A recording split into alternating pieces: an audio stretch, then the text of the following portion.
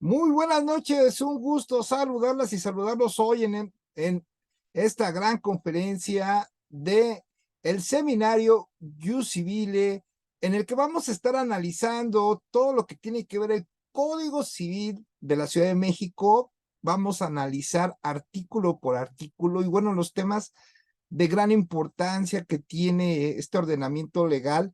Y bueno, también comentarles que este ordenamiento pues es similar en lo que están en los estados de la República Mexicana, entonces bueno, pues va a estar similar en lo que respecta a sus entidades.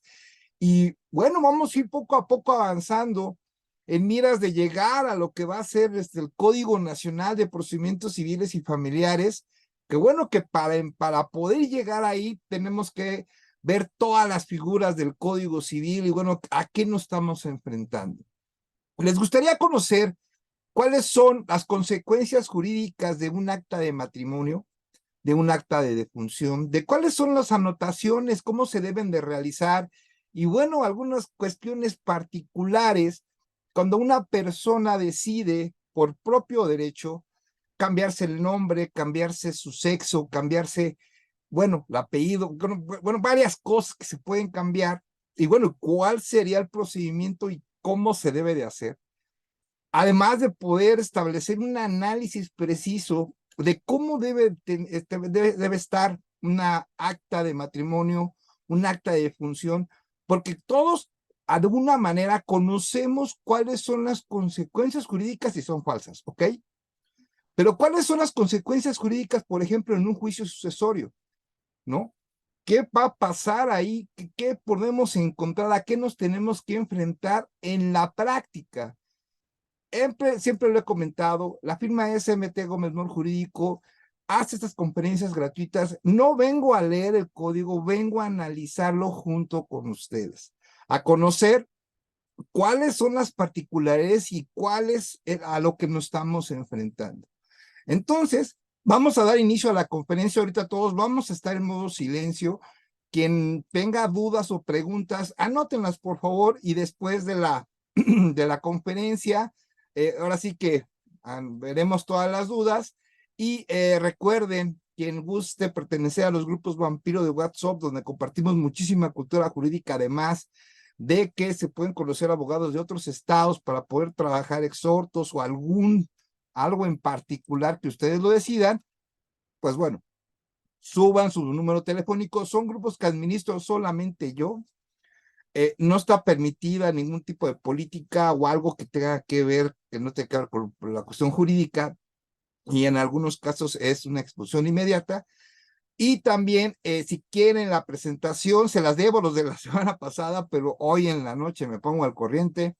Y bueno, quien quiera una copia de la presentación que vamos a analizar hoy, pues bueno, manden por favor su correo electrónico. Y bueno, para los que no me conocen, soy el maestro Jorge Enrique Gómez Sánchez. Soy fundador de la firma legal SMT Gómez Mol Jurídico. Y bueno, hoy estamos aquí en nuestras actividades académicas gratuitas que tenemos en esta firma legal y que bueno, va a ser todos los lunes a las 9 de la noche que estemos viendo lo que es el Código Civil, y estamos viendo los sábados o los viernes a las 11 de la noche lo que va a ser la conferencia de Vampiro, donde estamos analizando el Código Penal de la Ciudad de México. Entonces, diversas actividades gratuitas que son de mucha calidad porque vamos a ver cuestiones que luego desconocemos, o sea, que no tenemos a la mano o que nos hace recordar esas clases épicas que teníamos en la universidad con respecto al Código Civil. Y bueno, pues hoy vamos a ver algo que es muy importante, que es lo referente al registro civil, que son las actas de nacimiento y las actas de defunción, además de las anotaciones, cómo deben de ir, y bueno, un pedacito más ya al inicio de lo que va a ser el matrimonio, que vamos a verlo de ya completamente el próximo lunes. El próximo lunes iniciamos ya con la materia, digamos, los datos duros relacionados con la familia, en este caso el matrimonio. Bueno, hemos tenido una nueva modalidad de tener la presentación, la tuvimos la semana pasada. Recuerden que nuestra conferencia queda grabada para canal de YouTube, que ahí les agradeceré muchísimo si se suscriben. ¿Cómo se pueden suscribir? Bueno, abran su correo electrónico primero, Gmail, manténganlo abierto, entran a lo que es el canal de YouTube SMT Gómez Mol Jurídico y bueno, ahí para poder suscribirse. Se pueden suscribir y obviamente pues dejen un comentario y denle like a los videos. Muchísimas gracias.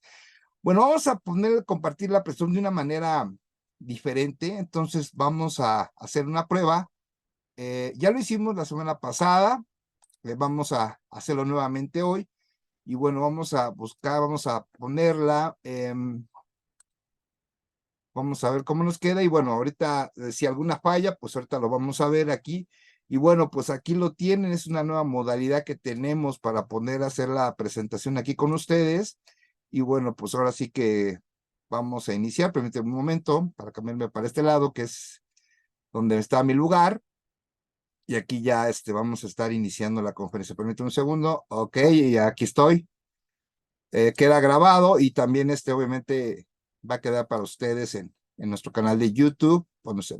Recuerden las dudas al final de la conferencia. Esta conferencia también recuerden que vemos otras dudas de otros temas al final y bueno, pues se les va a gustar mucho. Si tienen algún tema ahí pendiente o algo, lo podemos opinar. Recuerden, ahorita estamos juzgado está de vacaciones, pero eso no implique que estemos dando conferencias.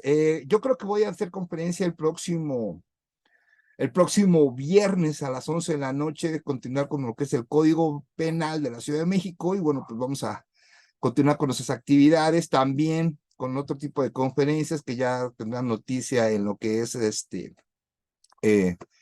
en los diferentes chats de los cuales pues agradezco muchísimo que nos permitan publicar y bueno, pues muchísimas gracias a todos los administradores que nos dan la oportunidad de, primero, compartir la cultura jurídica y bueno, pues también en alguna oportunidad, pues, hacer una que otra conferencia igual de la misma manera. Bueno, ahorita en este momento subo en el chat lo que es el canal de YouTube.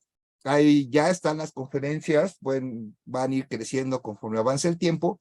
Y bueno, pues vamos a ver. Código Civil Ciudad de México, vamos a analizar lo que es el registro civil. Ya tuvimos una primera parte la semana pasada y vamos a tener actas de matrimonio y de función. ¿Ok?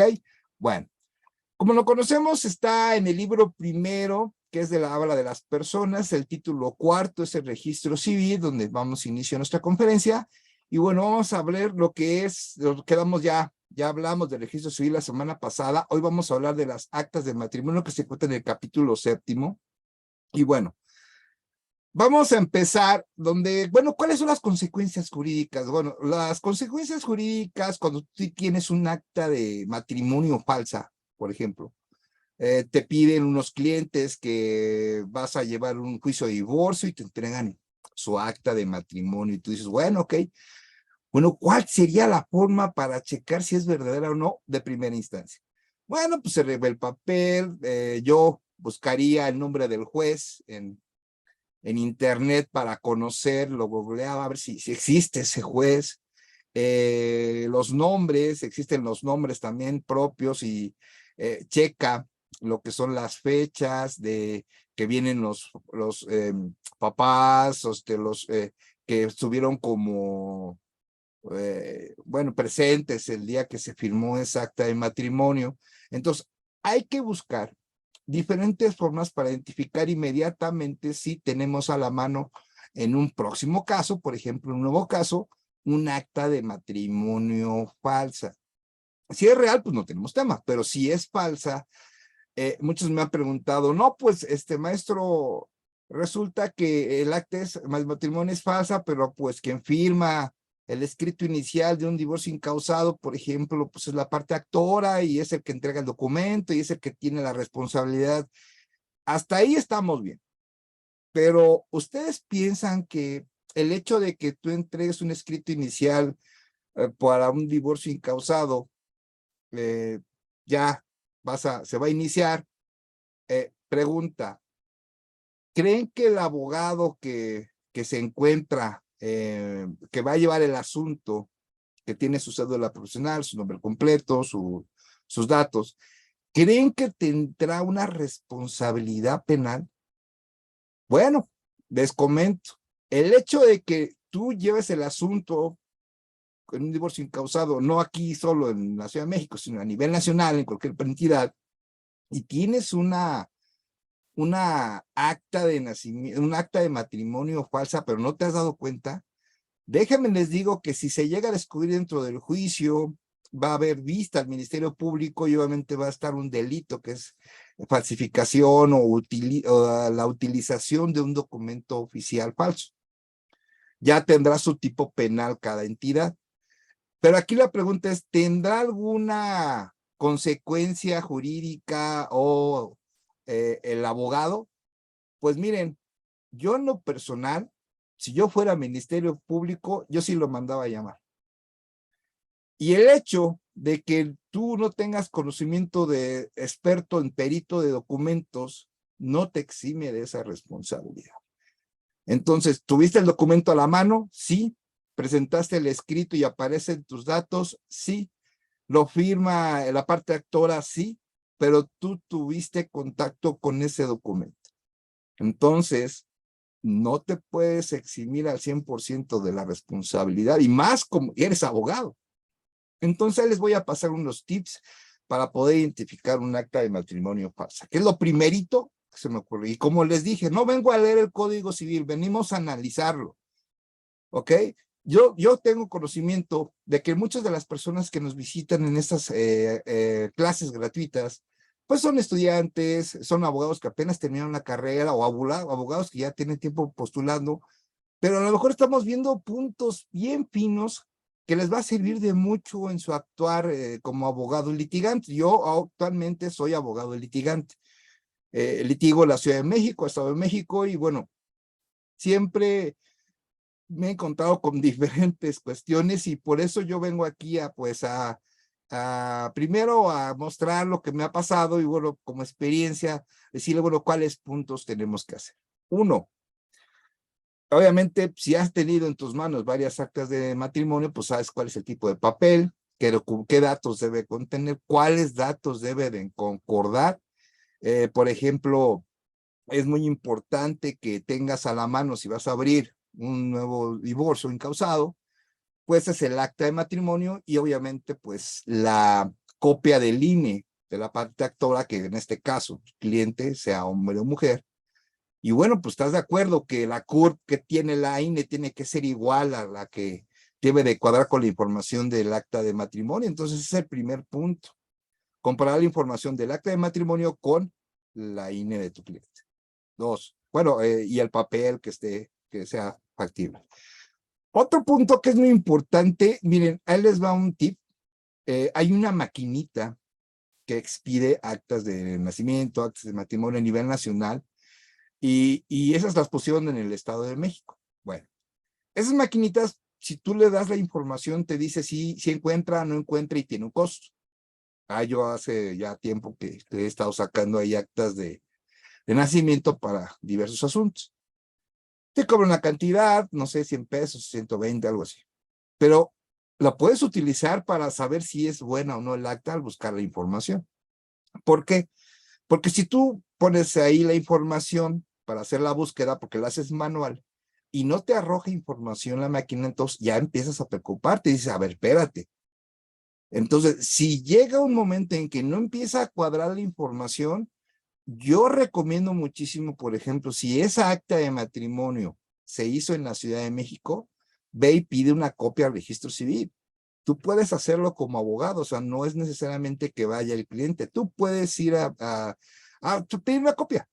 Pide una copia y ahí te vas a dar cuenta que te van a responder. ¿Sabes qué? La información que me estás dando no existe. Entonces, tengan mucho cuidado. Ahora, de que mucha gente piensa que no es responsabilidad, es muy respetable su opinión, la cual su servidor no comparte, y bueno, yo siendo Ministerio Público, lo mando a llamar. Así de sencillo. Tú tuviste en la mano ese documento y no te eximo de la responsabilidad, y bueno, pues ya las consecuencias jurídicas a nivel penal tendrán que ser subsecuentes, ¿ok? Bueno, ya habiendo visto esta parte, vamos a meternos, bueno, ¿qué debe de tener un acta de matrimonio? Bueno, el artículo 97 señala que las personas que pretendan contraer matrimonio deberán presentar un escrito ante el juez del registro civil de su elección que deberá contener los nombres, apellidos, edad, ocupación, domicilio y nacionalidad de los pretendientes, nombre, apellido y nacionalidad de los padres. Entonces ya empezamos con la primera información, en los cuales, bueno, pues de eso se encarga el registro civil. Tú llegas, te quieres casar. Yo me acuerdo cuando yo soy casado, tengo mi acta de matrimonio. Yo cuando me casé, bueno, antes de casarme, pues tuve que ir al registro civil y todo eso, y bueno, pues ahí tuve que hacer la respectiva notación. Ok, permítame un segundo, por favor. Ok, una disculpa, es que me llegaron los mensajes, pero ya ahorita ya no vamos a atender mensajes. También tenemos que no tiene impedimento legal para casarse. Eso lo vamos a ver el próximo lunes, cuáles son los impedimentos en el matrimonio. Y bueno, ¿qué es su voluntad unirse en matrimonio? Eso es lo primero que vamos a establecer. Lo siguiente. Ahora, este escrito deberá ser firmado por los solicitantes y deberá contener su huella digital, el pulgar derecho o izquierdo. La voluntad deberá de confirmarse y verificarse ante la autoridad del registro civil. Y bueno, para el caso de matrimonios fuera de las oficinas del registro civil, deberá observarse establecido en el reglamento del registro civil. Y aquí les va el segundo tip. Para poder comprender algunos procedimientos en lo que respecta al registro civil de su entidad federativa y bueno, también en la Ciudad de México, es muy conveniente leer su reglamento. El reglamento de la Ciudad de México tiene como 44 páginas, se lo leen en una hora, cuando mucho. Y eso les va a ayudar a aprender algunas cuestiones. Por ejemplo, la semana pasada del reglamento vimos lo que es cómo hacer un registro extemporáneo. Y existe un registro extemporáneo antes de los 18 años y después de los 18 años. Entonces, es importante tener ese dato porque te va a ayudar a de que muchas cuestiones relacionadas con el registro civil no se resuelven con el juez, se resuelven en el registro civil, tienen sus propios procedimientos. Y de ahí, obviamente, pues buscar el idóneo o lo que estás tú buscando y obviamente que te sirva para que puedas realizar tu juicio, realizar la actividad jurídica que te está pidiendo el cliente, ¿ok? Bueno, pues entonces ese tipo de registros, bueno, ese tipo de documento o solicitud. Y bueno, ahora que estamos, que el juez del registro civil hará del conocimiento de los pretendientes inmediatamente después de la presentación de solicitud, que es un requisito previo a la celebración del matrimonio, tramitar y obtener un certificado expedido por el propio registro para hacer constar si alguno de ellos se encuentra inscrito en el registro de deudores alimentarios morosos, así como tomar el curso prenupcial impartido por el gobierno del Distrito Federal a través de la Dirección General del Registro Civil. En la Ciudad de México ya existe un portal gratuito que tú pones el nombre de la persona y te indica si es un deudor alimentario. Y lo más importante, o sea, te emite un documento oficial de respuesta en el cual no tiene costo y es un documento oficial en el cual dice que no existe, con ese nombre no existe un registro como deudor alimentario moroso, ¿ok? Ahora, es importante que cuando una persona se vaya a casar, pues obviamente no esté dentro de este registro, y puede ser mujer o puede ser hombre, puede ser en cualquier caso. Y bueno, recomendación para los que se piensan casar, ¿no? Pues antes de casarse, pues primero búsquenlo aquí, sea hombre o sea mujer. Hago la aclaración en ambos casos, ¿ok? Y bueno, el curso prenupcial que refiere, pues más adelante un artículo indica qué es lo que viene precisamente en un artículo, en el siguiente párrafo, que los cursos prenupciales serán impartidos por el personal profesional capacitado que determine la Dirección General del Registro Civil. Estos cursos versarán sobre temas de la prevención a la violencia familiar. Quiero pensar que también habla de las consecuencias de la violencia familiar, de las penas que pueden aplicarse cuando se suscita este delito y cuando un proceso penal termina, bueno, ¿cuáles serían los años de prisión que tendría esa persona? salud sexual y reproductiva, planificación familiar, el respeto a la equidad de género, relaciones de pareja, fines del matrimonio, derechos y obligaciones de los cónyuges, el régimen patrimonial, en las capitulaciones matrimoniales, en otros aspectos. Bueno, pues habla de una parte, pues ahora sí que con diferentes temas, que bueno, que a mí desde mi punto de vista esta plática no debe ser antes de que te cases, ¿no? Esta plática debe ser a jóvenes universitarios, a jóvenes, si ustedes me esperan hasta nivel de prepa, de que sepan las consecuencias del matrimonio, que sepa cuáles son los fines, el término familia, desde de cualquier punto de vista, que vean lo que son las consecuencias de la violencia familiar. Yo hasta hablaría de hacer trabajos de prevención de delitos en materia familiar, que bueno, la verdad es esta acción dentro del registro civil, dentro del Código Civil de la Ciudad de México se quedó corta. Tendría que hacer programas a nivel nacional, pero grandísimos, y esto en verdad ayudaría mucho al tejido social en materia familiar para que baje esos porcentajes de divorcio, bajen esa desintegración familiar y baje los diversos problemas que en verdad tienen un impacto en el país sumamente grande. En verdad es un impacto impresionante y bueno, pues habría que hacer ese tipo de controles sociales para que tenga una mejor desarrollo económico, social, de todos los tipos, de todas las familias, desarrollo familiar en México, y no solo en México, en el mundo, ¿no? No nada más esto es en México, sino pasa en todo el mundo. Pero bueno, aquí ya el registro civil nos habla de lo que son los cursos prenupciales.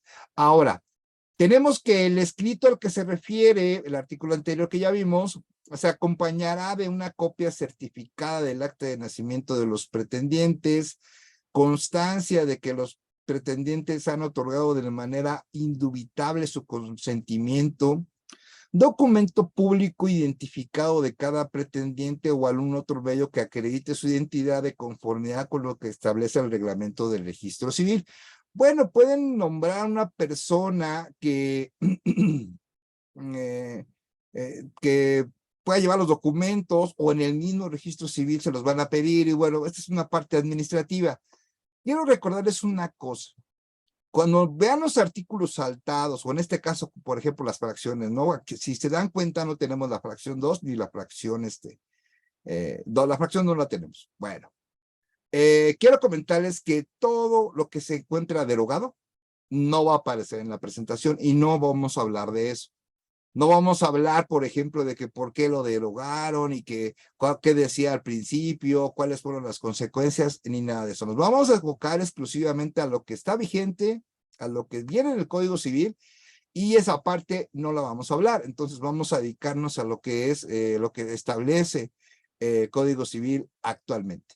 Entonces, bueno, entonces son lo que tiene que acompañar ese escrito, las copias certificadas de nacimiento. Bueno, este tipo de procedimiento, digámoslo, administrativo en el registro civil para las personas que se van a contraer matrimonio, bueno, pues eso lo hace también el registro civil, los orientan y todo. Bueno, yo nunca he visto que un abogado preste ese servicio, que bueno, no sería mala idea, pero bueno, por lo regular, pues ya lo tienen ahí todo bien hecho, bien establecido, sus formas y todo, pero bueno, ahí tenemos que conocerlas y más adelante les voy a decir por qué.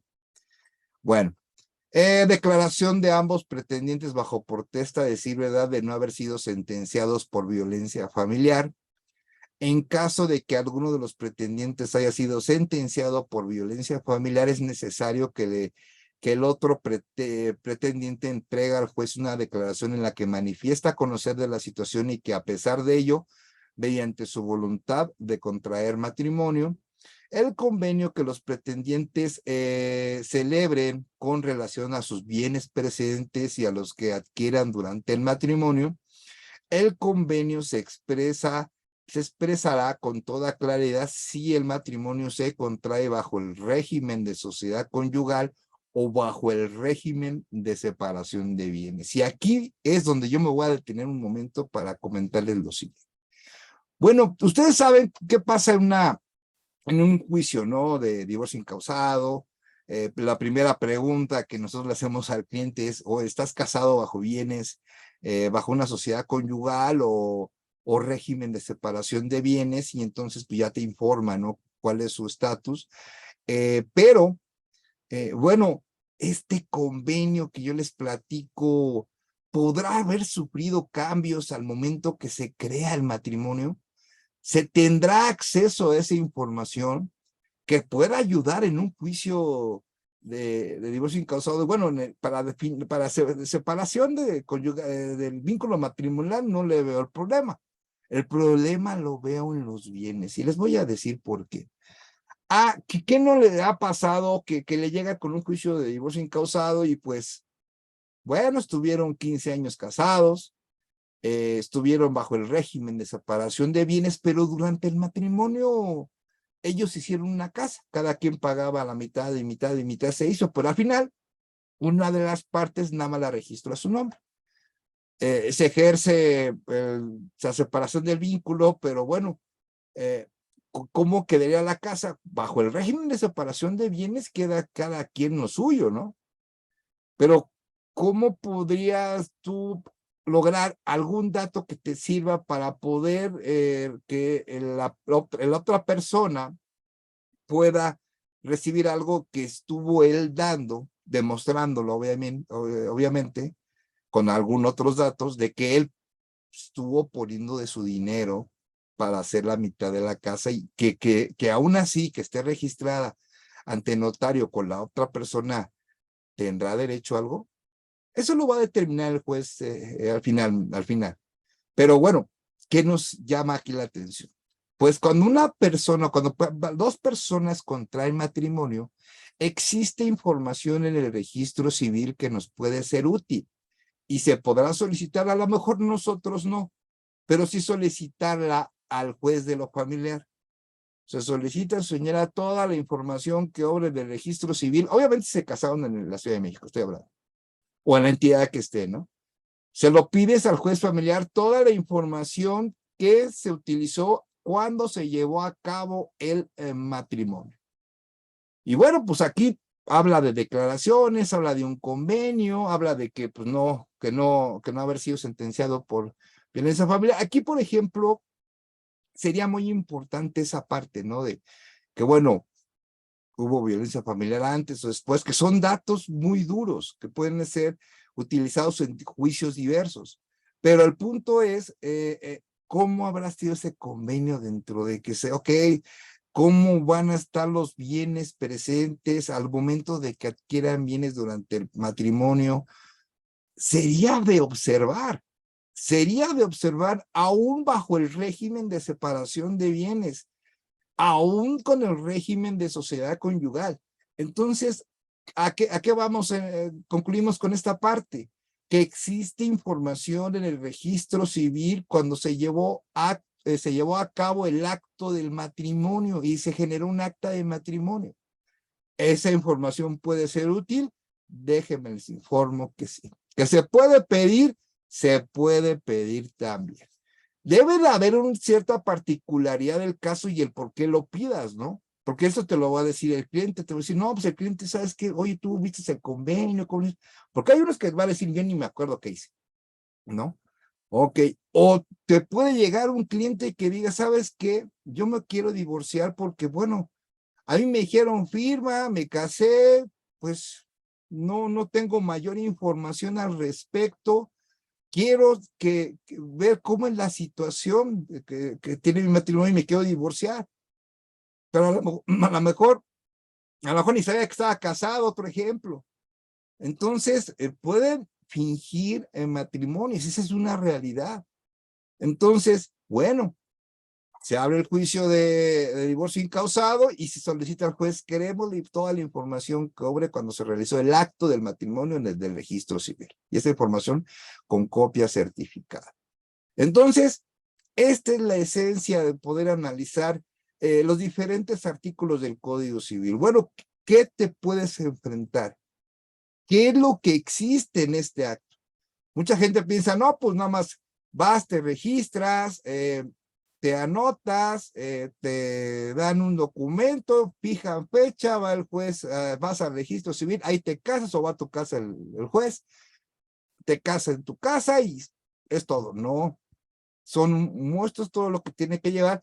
Bueno, esto es lo que dice el Código Civil. Ahora, si nos vamos a estricto derecho, pues es lo que se debe de cumplir. Pero si alguien ha visto cómo se lleva el procedimiento, sería muy interesante ver si en verdad el registro civil cumple con lo que dice el Código Civil. Y aquí es donde vamos a poder ver, bueno, qué puedes aprender, qué es lo que puedes llevar. Ahora, este convenio deberá presentarse aun cuando los pretendientes carezcan de bienes, pues tal caso versará sobre los que adquieran durante el matrimonio.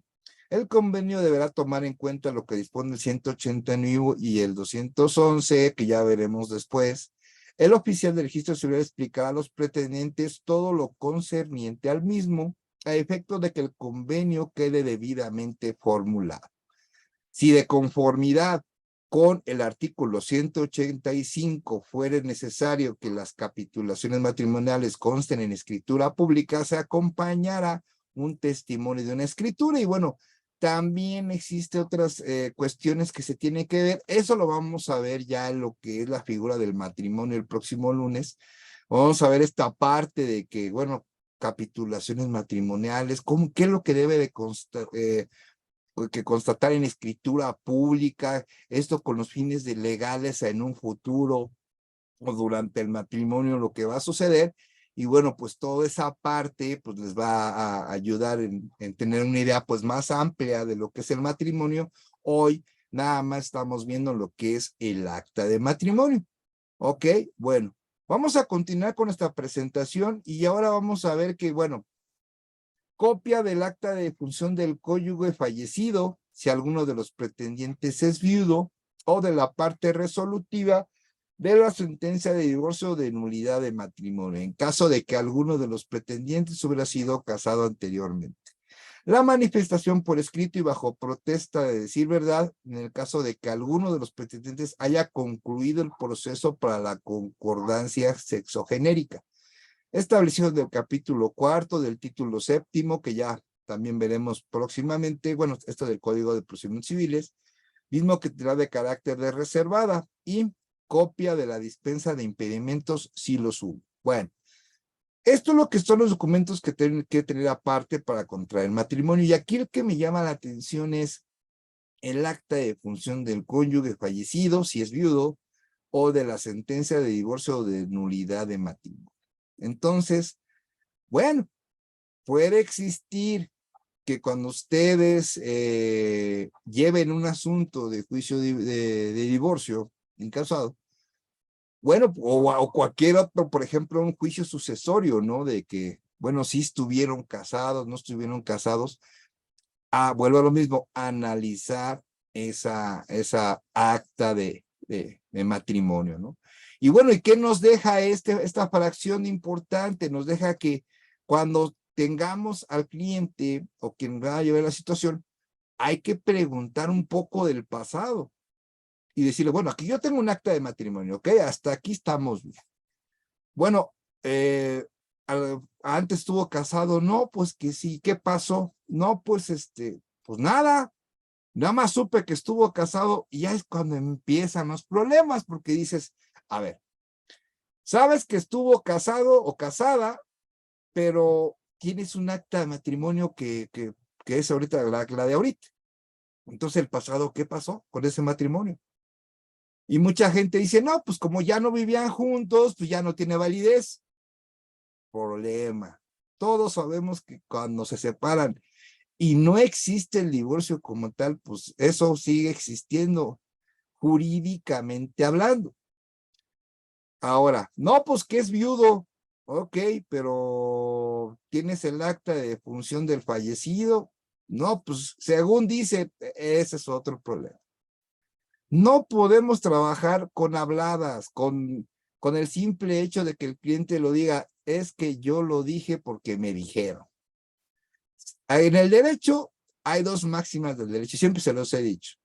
El que acusa tiene la carga de la prueba y el que afirma está obligado a probar. Entonces, si una persona, que es nuestro cliente, te está afirmando algo, su palabra sirve para dos cosas, para nada y para nada. Me tienes que dar un documento, me tienes que decir cuándo sucedió, dónde, en qué estado está, para yo confirmar la información que me estás diciendo. Entonces, ese es un punto importante que se debe de tomar en cuenta de, bueno, vean todo lo que tiene el acta de matrimonio, toda esta información que sucede cuando se va a crear un acta de matrimonio. Ahora ya lo que tiene que ver con la concordancia sexogenérica, pues obviamente ya los avances de estas realidades sociales que tenemos hoy en día, pues bueno, se cumple con que no hay que realizar actos de discriminación, ¿no? Ya este Código Civil es incluyente, lo cual a mí me parece súper genial.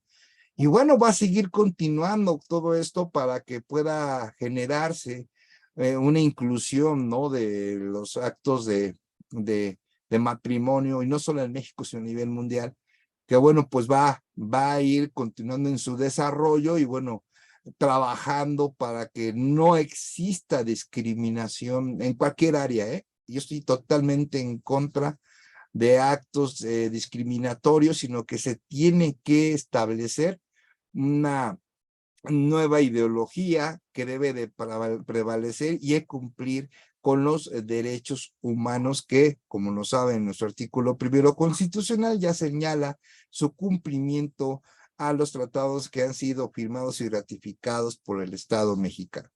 Entonces, bueno, ya también hablaremos un poco de los impedimentos, que también lo veremos el próximo lunes. Bueno, en el caso de los pretendientes por falta de conocimiento no pueden redactar el convenio a que se refiere la fracción que vimos del artículo anterior, tendrá la obligación de redactar el juez de registro civil con los datos que mismos que pretendientes lo suministren. Bueno, obviamente todo eso, pues la parte administrativa que necesita el registro civil, pues ellos lo van a estar revisando y en unos casos hasta realizándolo. Digo, para que ellos no tengan problemas.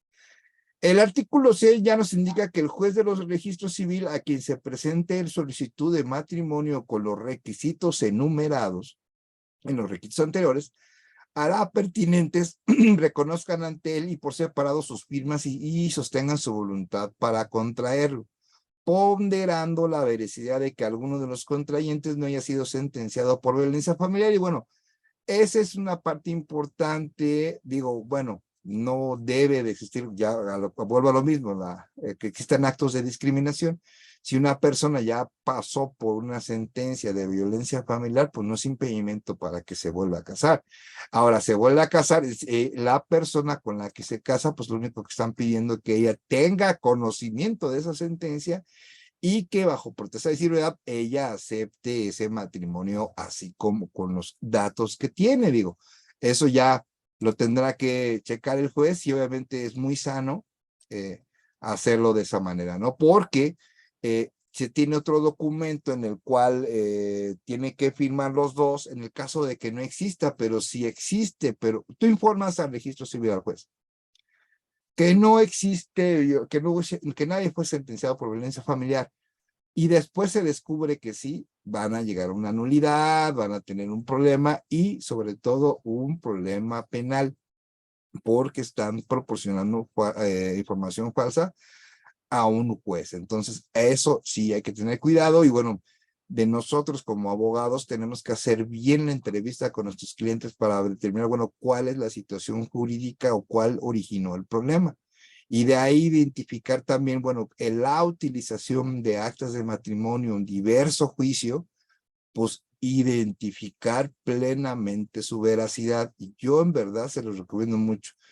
Ahora, muchos me han dicho, no, pues mejor consíguelas tú como abogado. Y digo, no, pues bueno, yo lo personal lo que hago.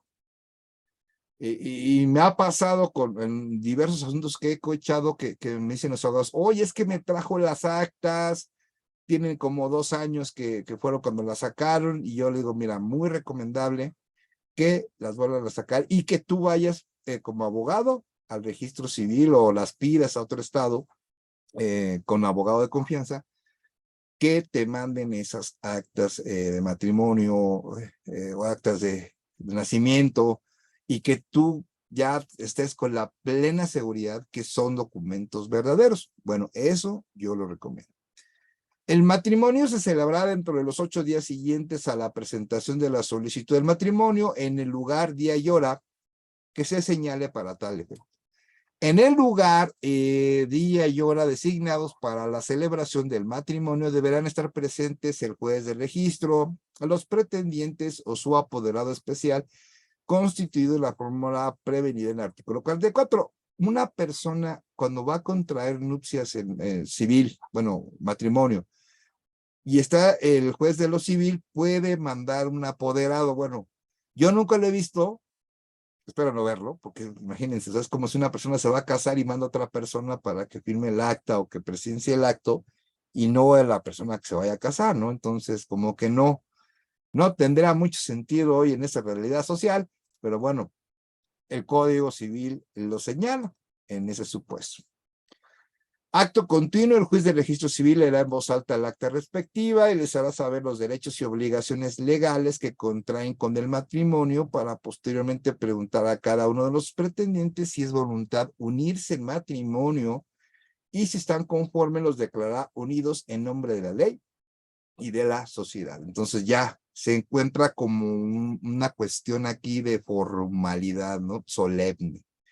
Entonces aquí es una formalidad que establece el Código Civil.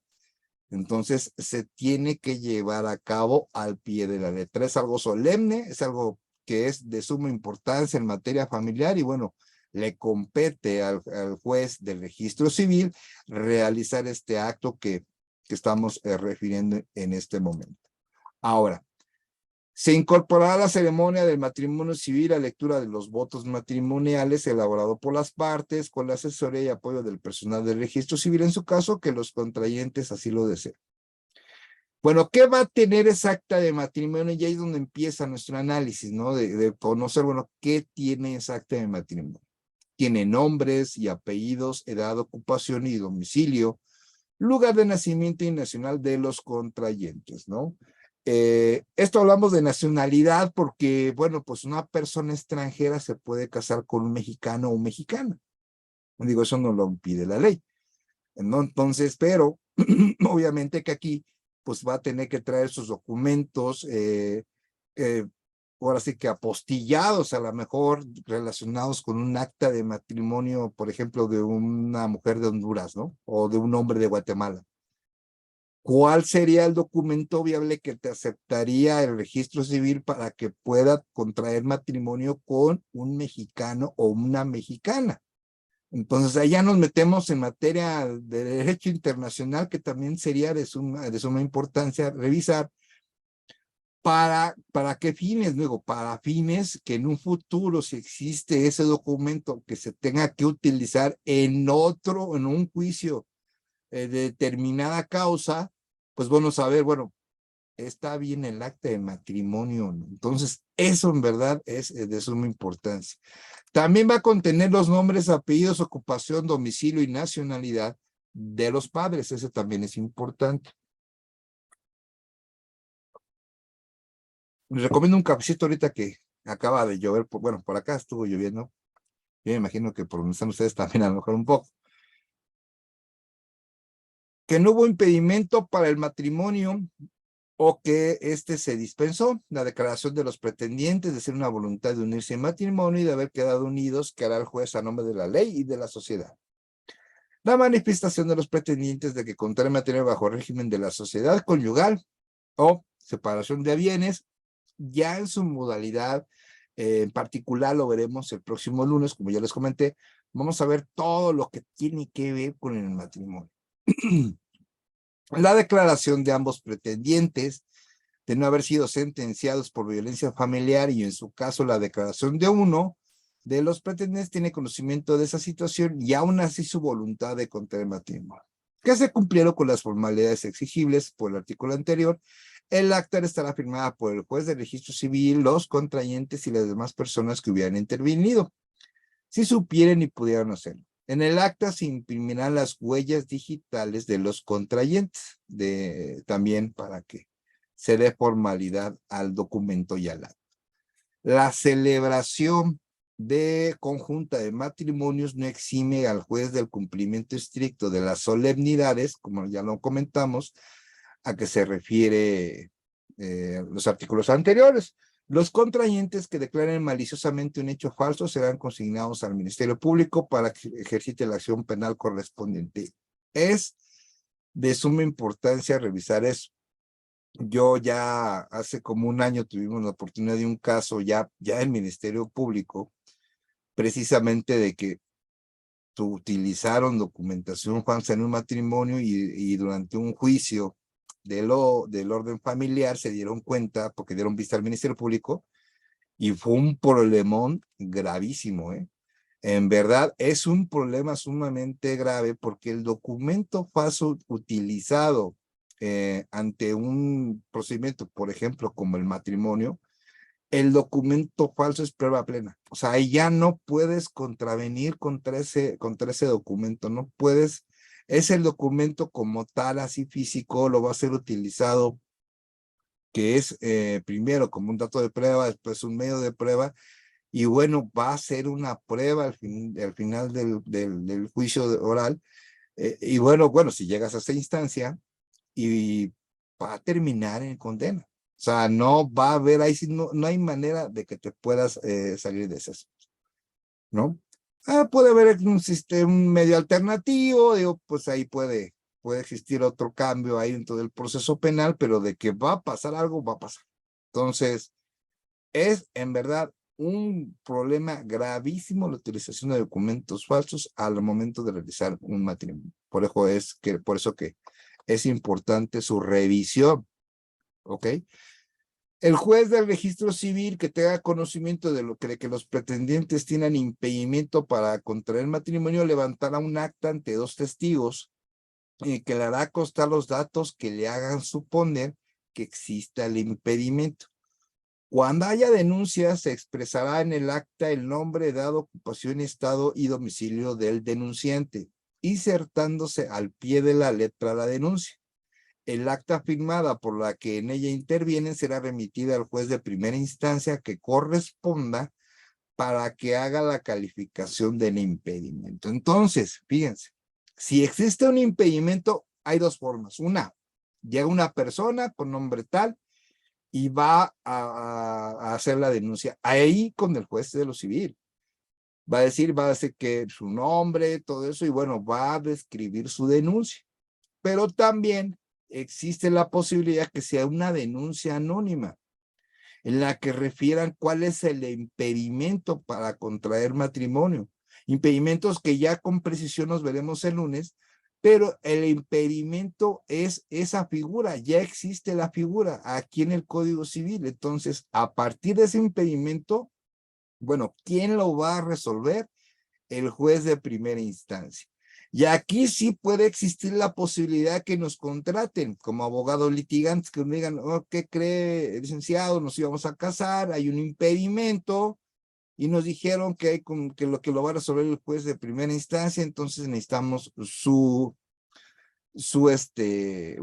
servicios legales. Entonces, ahí es donde nosotros podemos entrar y bueno, ver cuál fue el impedimento, cómo se debería de plantear en la teoría del caso para poder resolverlo, o si es posible resolverlo. Se tendrá que hacer un análisis, que es un análisis complejo, déjenme comentarles, pero sí les va a servir de mucho para que ustedes lo puedan hacer. Bueno, ahora, tenemos también lo que viene siendo las denuncias de impedimento pueden hacerla cualquier persona. Las que sean falsas sujetan al denunciante a las penas establecidas para el falso testimonio en materia civil.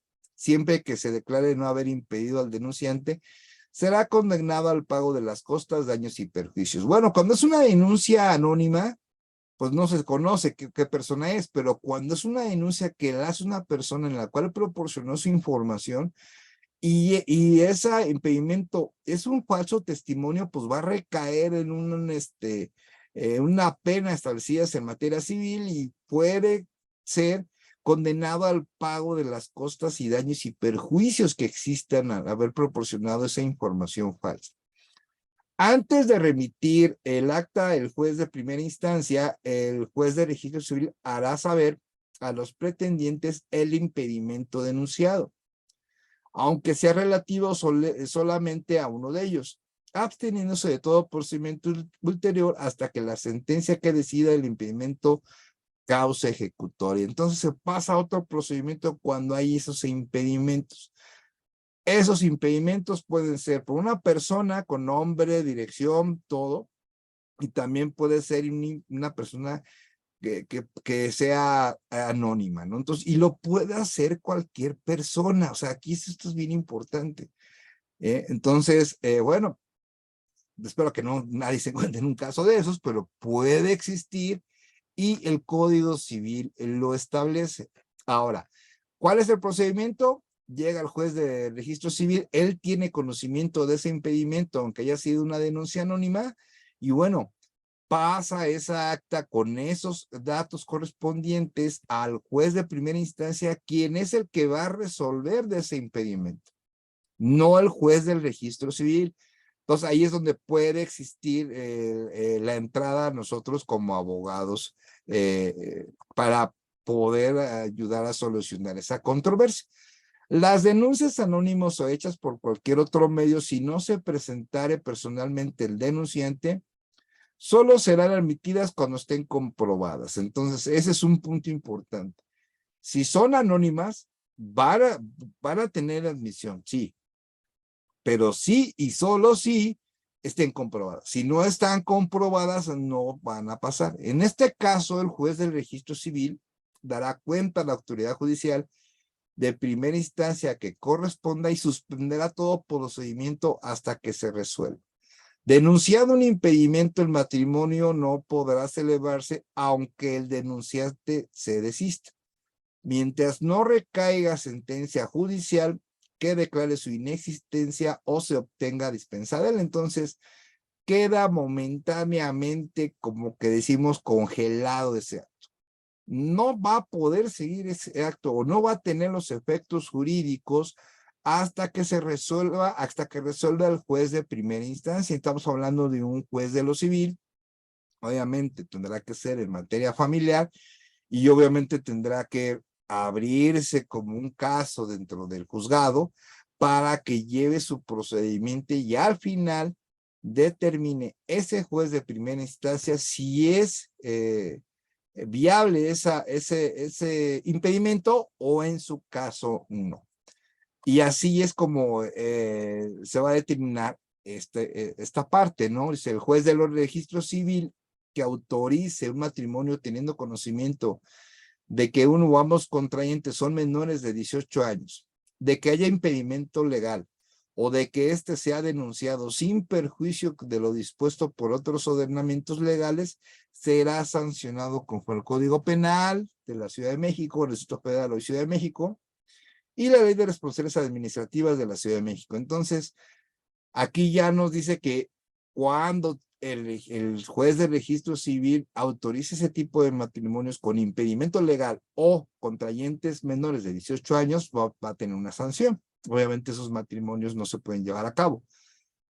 El juez de registro civil solo podrá negarse a autorizar un matrimonio cuando por los términos de la solicitud, por el conocimiento de los interesados o por denuncia en forma, tuviera noticia de que alguno de los pretendientes o los dos carecen de aptitud legal para celebrar el matrimonio. Entonces, esta parte es muy importante porque es la que va a determinar, bueno, si se puede llevar el acto o no, pero va a tener que estar motivado y fundado. Ya lo que veremos el lunes, como vuelvo a repetir, ya nos vamos a meter más de lleno en lo que es la figura del matrimonio y ya vamos a conocer, por ejemplo, los diversos requisitos, los impedimentos, las aptitudes legales para llevarlo a cabo y todo lo que tenga que ver.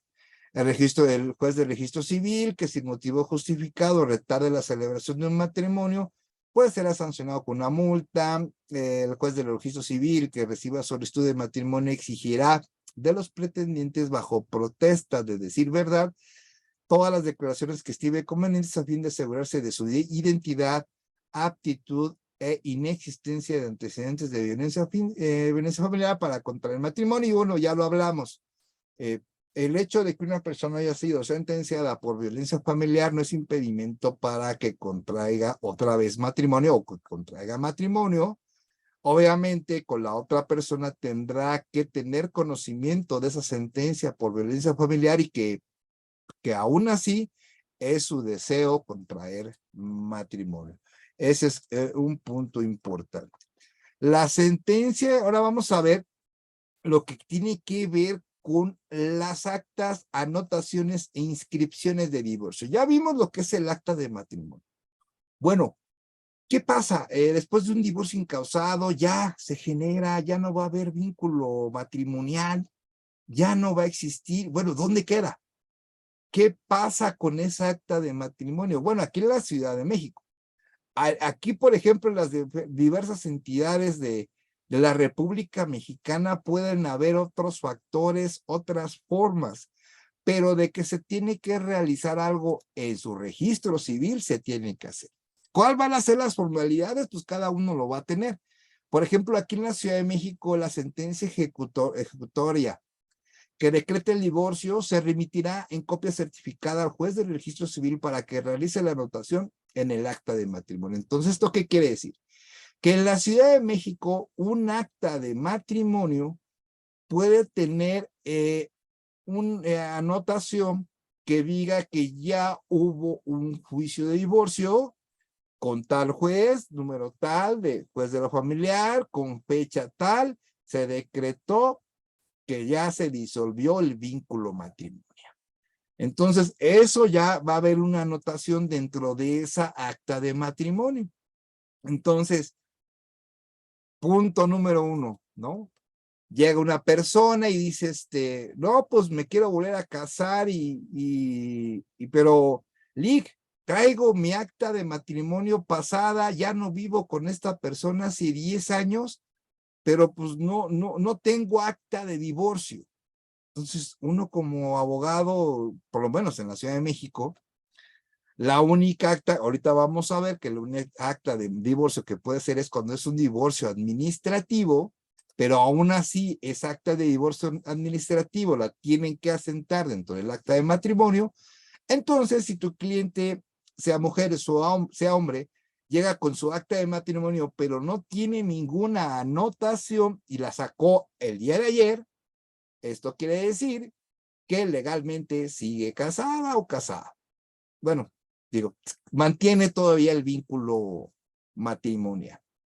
Y obviamente, pues no se puede volver a casar. Bueno, eso sí. Bueno, de que puede, puede, pero de que no debe, que esa es otra cosa. Y legalmente, pues ya saben, hay consecuencias también graves. Una persona ponerse casando 10 veces en todos lados, eso no se puede hacer. No se debe hacer. Entonces, bueno, pues esa anotación que yo les comento sobre el acta de matrimonio, pues debe decir esa sentencia de divorcio y va sobre el acta de matrimonio. Ahora, el acta de divorcio administrativo, que es la que ya les comentaba, se levantará en los términos prescritos por el artículo 272, que ya posteriormente veremos, previa solicitud por escrito que presenten los cónyuges y en ella se expresará el nombre, apellido, edad, ocupación, domicilio, bueno, los datos generales de los que se van a separar de ese vínculo.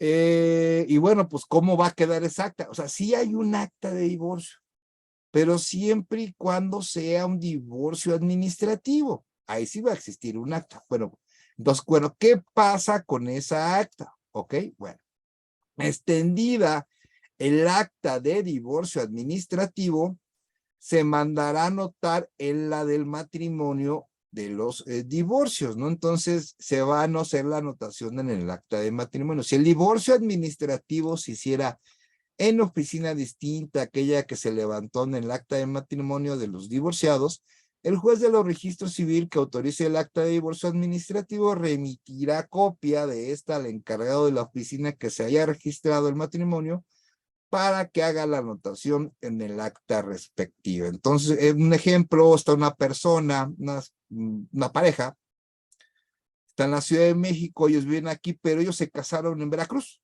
y tienen su acta de matrimonio de Veracruz, pero ellos se quieren divorciar. Bueno, pues se pueden divorciar en la Ciudad de México, no van a tener que irse hasta Veracruz para divorciarse. Pueden hacer la ejecución del divorcio en un juez de lo familiar en el Tribunal de la Ciudad de México, donde se va a ejecutar se va a llegar a una sentencia, o si es un divorcio administrativo, se va a tener que llegar a un acta de divorcio administrativo, y bueno, se tendrá que enviar eso a Veracruz para que hagan la anotación el registro civil del estado de Veracruz, en el cual ya va a asentar dentro de esa acta de matrimonio que bueno, que ya no existe ese vínculo matrimonial. Y bueno, ¿qué pasa con todas esas consecuencias jurídicas que pueden venir después? ¿No? Entonces, por ejemplo, el divorcio incausado, ustedes lo saben, tiene otras consecuencias. Y más cuando hay hijos, cuando hay bienes inmuebles, cuando, bueno, pues hay que hacer una repartición de bienes, si es una sociedad conyugal o si están por separación de bienes, determinar va a ser la situación jurídica de esos bienes que se suscitaron durante el matrimonio, si se genera una pensión alimenticia, bueno, va pensión, patria potestad, guarda y custodia, los bienes, muchísimos, digamos, figuras jurídicas que vienen a partir después del divorcio. Bueno, pues esa parte tiene que quedar asentada porque, bueno, ¿qué pasa, por ejemplo, si una persona se divorcia, ya no hay vínculo matrimonial, pasan los años y esta persona pues jamás se vuelve a casar, por ejemplo, pero fallece a los 10 años, fallece y trabajaba en una empresa y todo? ¿Tendrá derecho la esposa que se había divorciado hace 10 años para una pensión? ¿Qué creen? No. Entonces, vean las consecuencias jurídicas. También cuando fallece, pues va a pasar si existe un juicio sucesorio. Tendrá un interés legítimo la ex esposa que hace 10 años ya no tiene el vínculo matrimonial y después de 10 años fallece la persona, ¿tendrá algún derecho hereditario? Pues también no. Entonces, esa es la parte importante que tenemos que analizar, bueno, de todos los efectos que tiene. Entonces, a partir de todos los efectos que tiene, pues es de suma importancia ver cómo se generan esos documentos, cómo deben de tener. Y de entrada, ya sabemos, acta de matrimonio, si no tiene anotación, sigue vigente el matrimonio. ¿Tiene su anotación? Ok, bueno, fue una sentencia por divorcio incausado, fue una sentencia, bueno, un acta de un divorcio administrativo, bueno, pues ahí viene la anotación, va a venir anotado en lo que es el acta de matrimonio. Y aquí algo muy interesante, ¿no? Tú puedes tener el acta de divorcio administrativo, pero el Código Civil es muy claro.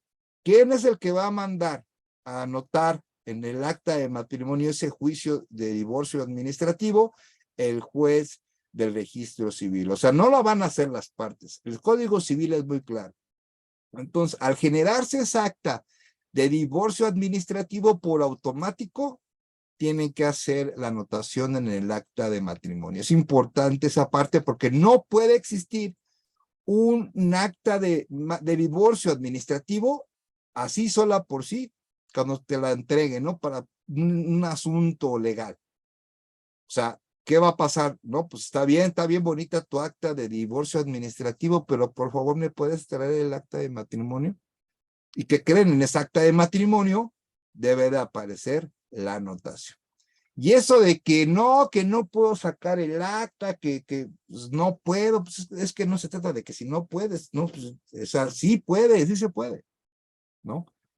Entonces es importante tener eso y la identificación, como ya les comenté, de los actas falsas. Bueno, ahora vamos a hablar de lo que son las actas de defunción. Ya lo habíamos puesto en nuestro título de la conferencia de hoy. Y bueno, también es muy importante, ¿no? De que, bueno, ¿qué debe de contener un acta de defunción? ¿Ok?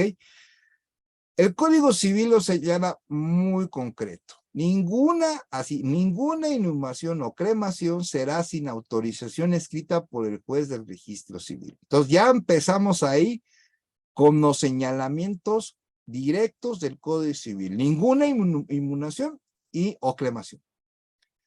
Ambas tienen que ser autorizadas por el juez del registro civil, quien se asegurará suficientemente del fallecimiento con el certificado de defunción expedido por médico legal autorizado. La inhumación o cremación deberá realizarse dentro de las 48 horas siguientes a la defunción, excepto en los casos de muerte considerada violenta o por disposición que ordene otra cosa por la autoridad competente. O sea, cuando una persona fallece durante las próximas 24 horas, tiene que realizarse la inhumación o la cremación, pero si existe una muerte violenta, puede hacerse una extensión o por una disposición de un órgano, yo quiero pensar, un órgano jurisdiccional en materia penal o hasta a petición del Ministerio Público conforme a las investigaciones que se estén realizando. Entonces ahí puede ser que esa temporalidad de 48 horas sea más, no sean las 48. El certificado de defunción hace prueba del día, hora y lugar y causas del fallecimiento, así como del sexo del fallecido. En el acta de defunción se asentarán los datos que contengan el certificado de defunción, así como los datos que el juez del registro civil requiera y será firmado por el declarante. Entonces existe certificado de defunción, el acta de defunción para que cómo va a quedar, ¿no? Digamos, los restos del difunto, que en cremado o en inhumación, o sea, va ahí a determinar diversos factores y obviamente va a tener las causas del fallecimiento, que eso lo va a determinar pues un médico legista, especialista en la materia, de bueno, cuál es la necropsia, es la que va a decir de qué fue lo que falleció. ¿Ok? Bueno, ahora, el acta de fallecimiento contendrá el nombre, apellido, edad, ocupación y domicilio que tuvo el difunto. Bueno, y ustedes miran, el acta de defunción debe tener esa información y ¿dónde vamos a ocupar esa información? Pues bueno, cuando exista un juicio sucesorio.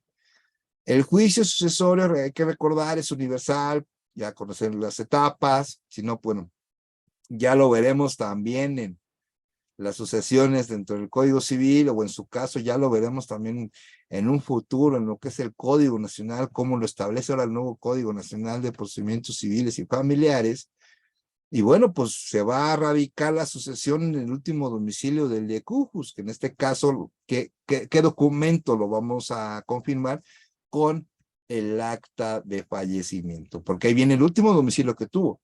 Entonces, dentro de ese distrito, digámoslo así, bueno, en el DF pues no hay tanto problema, todo el DF es igual, pero por ejemplo, habrá estados de la República Mexicana que estén divididos sus tribunales y dentro de esos tribunales, pues obviamente ahí puede determinar, bueno, cuál es el distrito, ¿no? Cuál es la región que le va a determinar. El estado civil de si era casado con fines precisamente de un juicio sucesorio, si era casado, viudo, el nombre y apellido de su cónyuge, si tenía cónyuge en su momento, los nombres de los padres del difunto, si se supieran, se tendría conocimiento de los datos de los padres, ¿no? La causa o enfermedad que originó el fallecimiento de acuerdo a la información del certificado de defunción y el lugar en el que se inhumará o cremará el cadáver. La hora de muerte, si se supiera, y todos los informes que tengan en caso de muerte violenta, debiendo asentar los datos de la investigación sobre los hechos que puedan constituir algún delito con la que se encuentren relacionados. Bueno, ya cuando estamos hablando ya de una muerte violenta, pues bueno, esas características ya tendrían que versarse sobre una carpeta de investigación en la cual especificará, bueno, cuáles son las causas de esa muerte violenta, cuál es el estatus de esa carpeta de investigación, o ya en su caso, pues bueno, no vendrán algunos detalles precisos de la investigación, pero sí por lo mínimo la carpeta de investigación. Eso sí, debe tener esa información y bueno, ya las consecuencias pues se conocerán dentro de esa carpeta que yo les comento. Los que habiten en la casa que ocurre un fallecimiento, directores administrativos de los establecimientos de reclusión, hospitales, colegios o cualquier otra casa de comunidad, los huéspedes de hoteles, mesones o las casas de vecindad, tienen la obligación de dar aviso al juez del registro civil dentro de las 24 horas siguientes del fallecimiento y en su caso de un cumplimiento se sancionará con una multa de 500 a 5,000 pesos. Bueno, aquí hay un detalle bien interesante.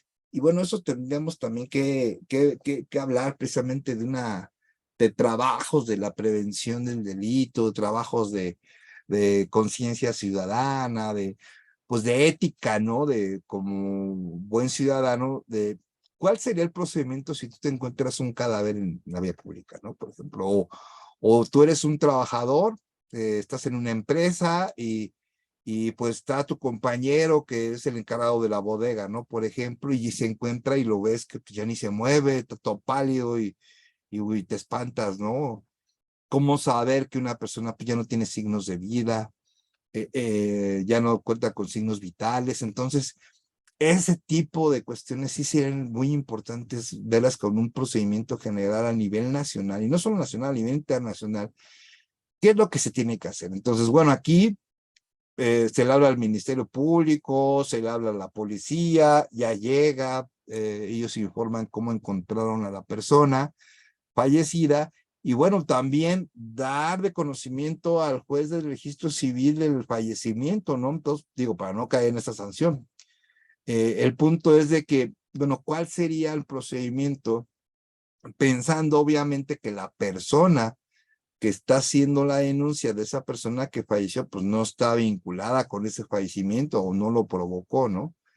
Entonces es muy importante, bueno, cuál sería un procedimiento, obviamente, para que se deslinde bien la investigación. Por ejemplo, cuál sería el resguardo del lugar para que pueda trabajar la policía encargada de recolectar información en el lugar de los hechos para la investigación que se debida, el debido proceso, trabajos de criminalística, periciales, infinidad de cosas que se tienen que hacer, y bueno, también los trabajos de policías con capacidades para el procesamiento del lugar de los hechos, primer respondiente, infinidad de cuestiones que se tendrían que ver para determinar, bueno, cuáles serían los procedimientos a seguir. Entonces, este sí es muy importante desde el punto de vista, y bueno, hay que tener en cuenta esta parte de, bueno, cuáles serían los procedimientos a seguir, y bueno, en materia, bueno, cuestiones de investigación, pues tiene sus consecuencias, ¿no? En el sistema penal acusatorio.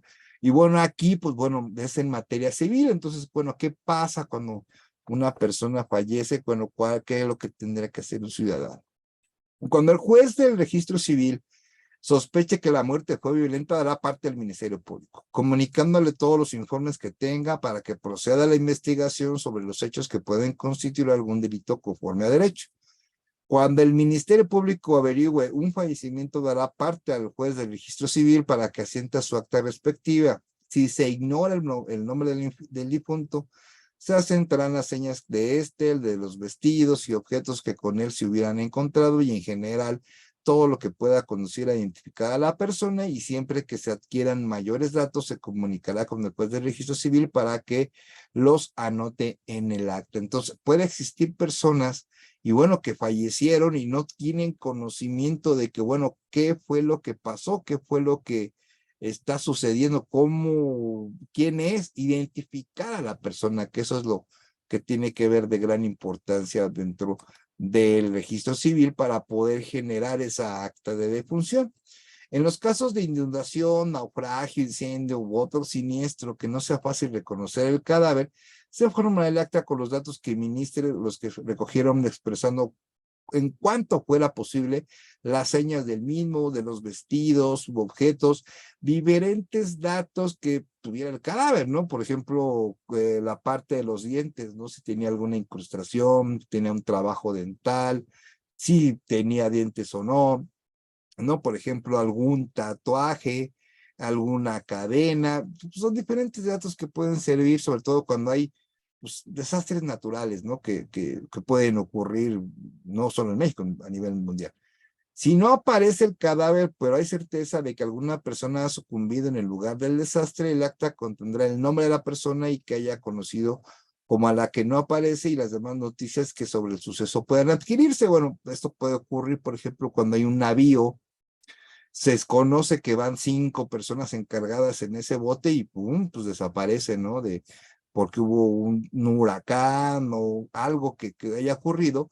Y bueno, a partir de eso, de que haya ocurrido todo eso, pues bueno, pues se tendrá que poner esas actas, digamos, donde aparezca el nombre y bueno, la información que se tenga con respecto a los hechos que se suscitaron, ¿no? Y el por qué, pues no aparece el cuerpo. Cuando alguno falleciera en el lugar que no sea el de su domicilio, se remitirá al juez de registro civil de su domicilio copia certificada del acta para que se asiente en el libro respectivo. Bueno, pues esa es una parte que se tiene que manejar administrativamente. De, bueno, por ejemplo, la persona eh, vive, un ejemplo, en la alcaldía Cuauhtémoc, ¿no? Pero estaba trabajando en Veracruz y ya fallece. Entonces ahí es donde se puede hacer este asunto relacionado de que, bueno, se va a tener que remitir el domicilio de donde vive la persona y estaba trabajando en otro estado. En todos los casos de muerte violenta, en los establecimientos de reclusión no se hará en el registro mención de estas circunstancias y las actas solamente contendrán los demás requisitos que describe el artículo 119. Bueno, pues no sabrá algunas cuestiones, sobre todo de que si estaba preso y todo eso. Eso va más a lo que va de que cuidar lo que es la imagen de la persona y bueno, otros factores que ya hoy en día pues se respetan ya con mayor fuerza, ¿no? Las autoridades judiciales que declaren la ausencia, la presunción de muerte, la tutela, el divorcio o que se han perdido o limitado la capacidad para administrar bienes, dentro del término de 8 días remitirán al juez de registro civil correspondiente copia certificada de la ejecutoria respectiva.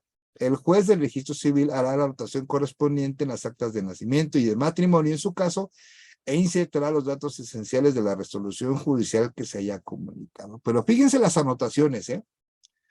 Fíjense en las anotaciones, ¿cierto? Ya estábamos en lo que respecta a las anotaciones que declaren o modifiquen el estado civil y la capacidad legal de las personas. Ya estamos en el capítulo 10 del título 4 del registro civil, capítulo 10. Fíjense bien, puede haber declaraciones de ausencia, o sea, que la persona no sabe, no la conocen, pero hay una resolución judicial que se va a tener que asentar ¿en dónde? Pues en el acta de nacimiento.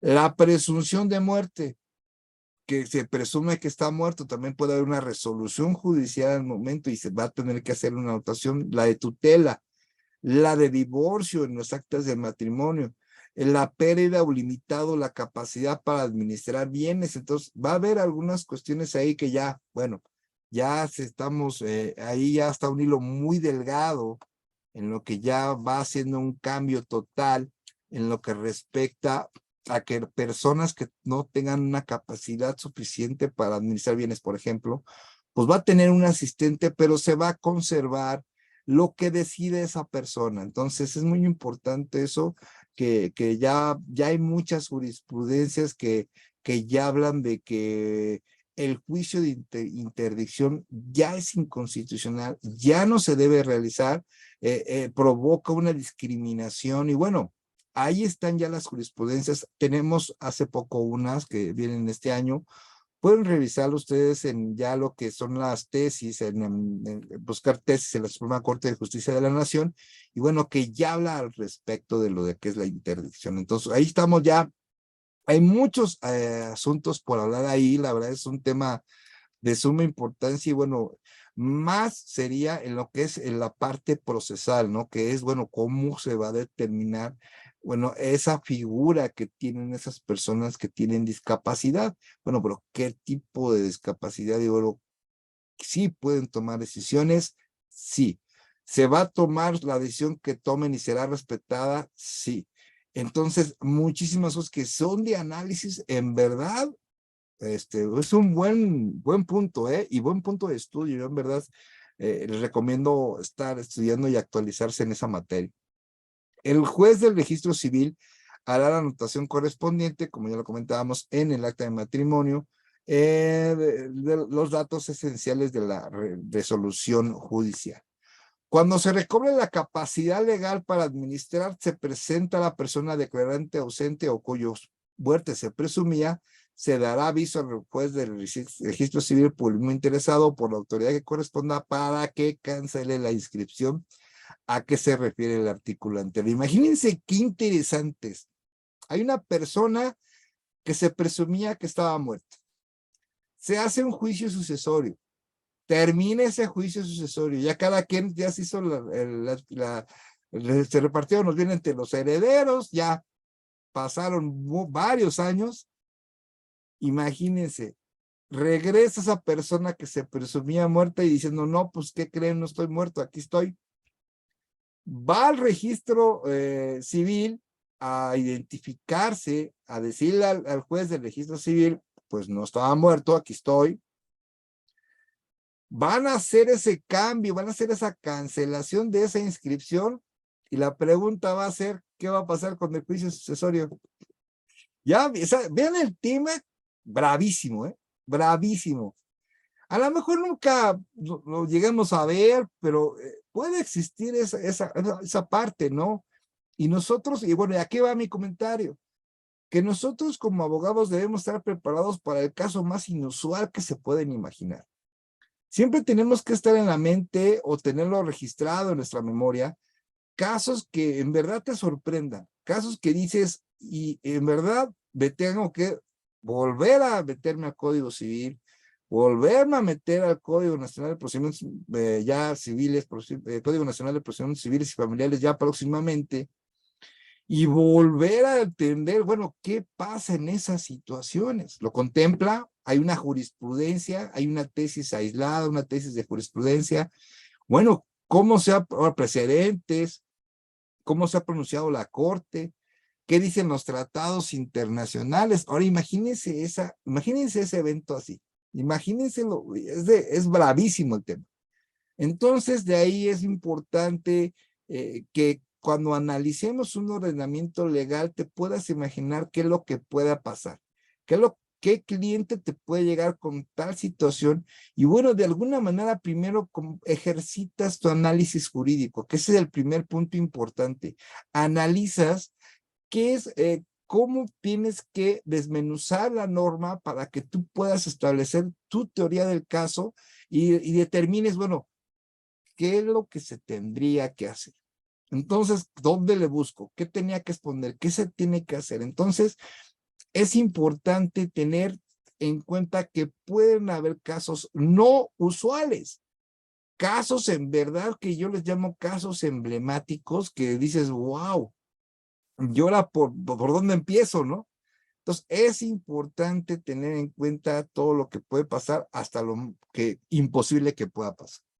La rectificación de actas del Estado civil no pueden hacerse sino ante el juez del registro civil y en el caso de anotación, divorcio en el acta de matrimonio ante el juez de lo familiar, con excepción del administrativo, los cuales se sujetarán a las prescripciones de este código y del reglamento respectivo. Y vuelvo a repetir, es importante darle una lectura al reglamento del registro civil de su entidad. No ha de estar muy largo el documento, pero eso les va a ayudar a simplificar algunas cosas o cómo se pueden resolver. Y una pregunta muy común en los chats, entre compañeros abogados que lo suben, yo lo he visto, que dicen, pregunta, mi cliente en su acta de matrimonio se llama Juan J. Pérez Pérez, ¿no? En su acta de matrimonio, digo, en su acta de nacimiento. Pero en el acta de matrimonio viene con el nombre Juan Pérez Pérez, no Juan J. Pérez Pérez. Y lo interesante, ¿no? ¿Cómo le hago para cambiar el acta de matrimonio? Y así lo preguntan, ¿eh? el acta de matrimonio, cambiarla por Juan Pérez Pérez. Con lo que hemos visto ahorita, ¿qué se tendría que cambiar? ¿El acta de matrimonio o el acta de nacimiento o el acta de matrimonio? Entonces, esto nos ayuda precisamente a identificar, bueno, qué documento es el que se va a tomar como base en el registro civil para hacer un cambio correspondiente. El registro civil te cambia por errores ortográficos, por errores que tenga el acta, y aquí lo que se tendría que cambiar es el acta de matrimonio, no el acta de nacimiento. Si una escritura quedó mal con el nombre, se tendría que cambiar la escritura, no el acta de nacimiento. Si el acta de nacimiento dice Juan J, y hasta le ponen Juan J y otra J y le ponen Pérez Pérez, y digamos, si el acta de matrimonio dice Juan Pérez Pérez, no se cambia el acta de nacimiento, se cambia el acta de matrimonio. Entonces, es importante ver esa situación de, bueno, ¿cuál sería el documento a cambiar que lo tenga que hacer el registro civil? Entonces, además de identificar que sí sea la misma persona, porque quiero pensar que esa acta de matrimonio y esa acta de nacimiento pues tienen la misma CURP, la misma fecha de nacimiento, hablan de la misma persona. Entonces hay que tener cuidado qué es lo que vas a cambiar. Entonces, ¿qué se creó primero, por ejemplo? ¿El acta de matrimonio o el acta de nacimiento? Pues en este caso es el acta de nacimiento. Entonces, esa no la vas a cambiar. Vas a cambiar el acta de matrimonio. Bueno, ha lugar a pedir las rectificaciones por falsedad cuando se alegue que el suceso registrado no pasó. Se puede alegar esa falsedad. Por enmienda, cuando se solicite variar algún nombre u otro dato esencial que afecte el estado civil, la afiliación, la nacionalidad, el sexo y la identidad de la persona. Entonces se puede variar algún dato de por existencia de errores mecanográficos y ortográficos. Entonces aquí es donde está el punto. Si tú tienes un acta de nacimiento, como lo dije, Juan J. Pérez Pérez, y en el acta de matrimonio, si es la misma persona, pero dice Juan Pérez Pérez, la que hay que cambiar porque es un error mecanográfico o por escrito, es el acta de matrimonio, no el acta de nacimiento. Entonces, es muy importante hacer el análisis. En verdad, muchísimas gracias por estar aquí con nosotros. Quien guste pertenecer a Grupos Vampiro, por favor, suban su número telefónico para que puedan recibir las diferentes actividades culturales que tenemos.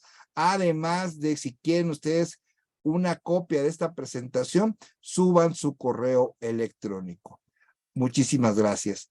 Y bueno, tenemos también el 135 bis que nos habla, puede pedir el levantamiento de una nueva acta de nacimiento para el reconocimiento de la identidad de género, previa a la anotación correspondiente en su acta de nacimiento primigenia.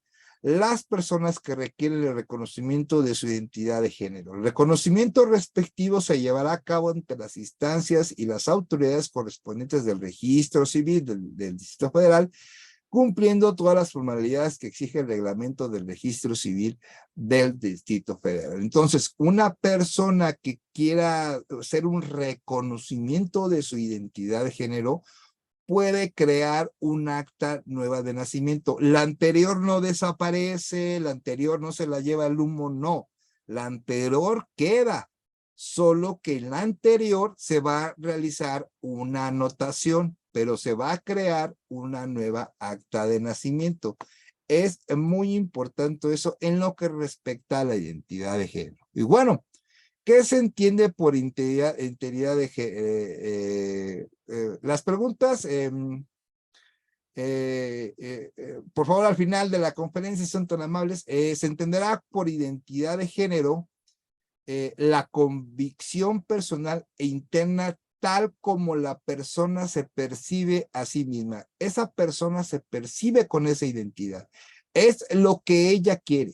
lo cual corresponder o no al sexo asignado en cada acta primigénica, eso con independencia. Si una persona no se identifica como hombre, sino se identifica como mujer, puede poner en su acta nueva que es mujer, o en su caso una mujer que no se, que se identifica como hombre, va a poder crear un acta de nacimiento nueva como hombre. Entonces, eso sí es posible, es maravilloso. Yo desde mi punto de vista, este tema del Código Civil, ese respeto, esa no discriminación es importante. Ya estamos en otras realidades sociales y bueno, aquí lo estipula el Código Civil. En ningún caso será requisito acreditar una intervención quirúrgica alguna, terapias u otro diagnóstico y o procedimiento para el reconocimiento de la identidad de género. La identidad de género queda para exclusividad de la persona. La persona es la que va a decidir, la que va a decir, yo me identifico con este género, quiero crear una nueva acta de nacimiento y se puede hacer.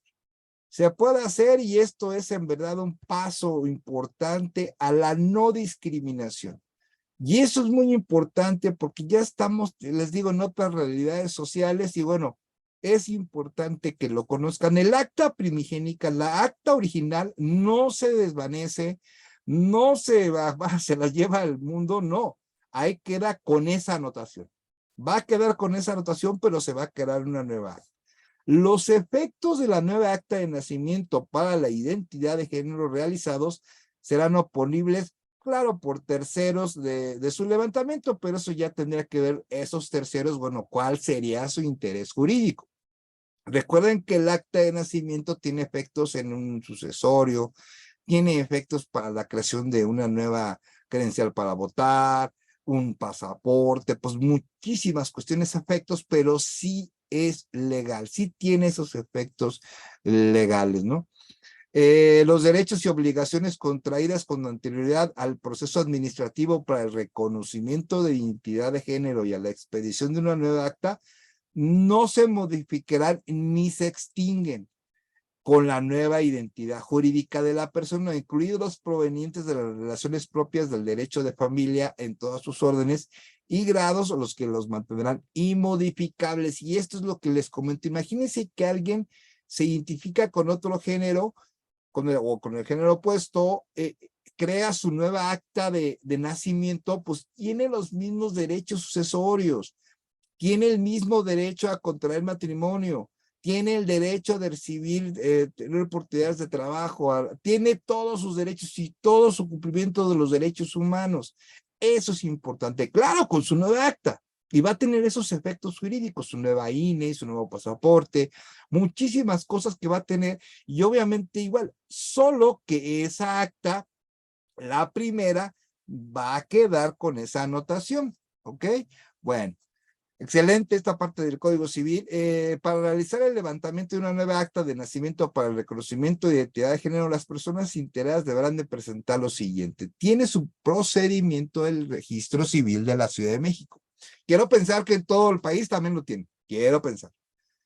Solicitud debidamente requisitada, copia certificada del acta de nacimiento primigénica para efecto de que se haga la reserva correspondiente, original y copia fotostática de su identificación oficial y comprobante de domicilio. El levantamiento se realizará en el juzgado central. Se procederá de inmediato a hacer la anotación y la reserva correspondiente. Si se hiciera en un juzgado distinto, se dará aviso mediante escrito al juzgado en que se encuentre el acta de nacimiento primigenia para los mismos efectos anteriores señalados. El acta de nacimiento primigenia quedará reservada, no se publicará ni expedirá constancia alguna salvo mandamiento judicial o petición ministerial. Y esto es sumamente importante porque, por ejemplo, la gente puede pensar, los que quieran cambiar su identidad de género, que están en todo su derecho, de decir, bueno, yo vivo, por ejemplo, nací en Coahuila, nací en Coahuila, ¿no? Y está en la Ciudad de México y quiere cambiar su identidad de género.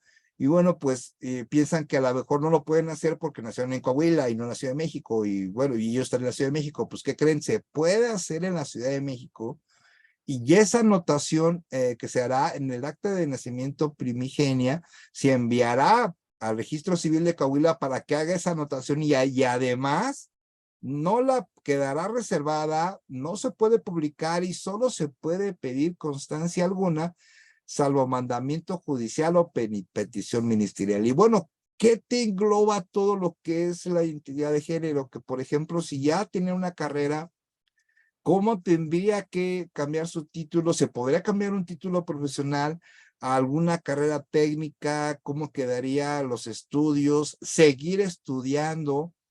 ¿Cómo quedaría esa parte? Y bueno, pues es muy interesante, y bueno, también en un futuro que, que sea necesaria una copia, una constancia de esa acta primigenia con esa anotación que está reservada, pues solamente lo puede hacer un juez o un agente del Ministerio Público. Entonces, es importante, recuerden, si quieren pertenecer al Grupo Vampiro, por favor suban su número telefónico, o si gustan copia de esta presentación, pues bueno, manden su correo electrónico para que se las haga llegar, además de todas las actividades académicas que realiza este grupo de trabajo. Recuerden, también va a quedar grabado en YouTube, SMT Gómez Mol Jurídico, tiene su propio canal, todas las conferencias ahí son gratuitas, y bueno, los invitamos a que se suscriban, darle like y dejar un comentario. Una vez cumplidos el trámite, se enviarán los oficios con la información en calidad de reservada a la Secretaría de Gobernación, será, por ejemplo, para el pasaporte, Secretaría de Finanzas, Secretaría de Educación, para los títulos o alguno que esté ahí, Secretaría de Relaciones Exteriores, Instituto Nacional Electoral, el INE, Tribunal Superior de Justicia del Distrito Federal, Procuraduría General de la República, Centro Nacional de Información del Sistema Nacional y el Consejo de la Judicatura Federal para los efectos legales procedentes. Y bueno, yo me iría mucho más lejos todavía, ¿no? Por ejemplo, a la Procuraduría del Trabajo, a la web, a muchísimos lugares donde se tiene que enviar esta información para que tengan conocimiento de que existe una actuación bajo con ese nuevo nombre, esa nueva acta, pues sepan que es totalmente válido y que tiene efectos jurídicos.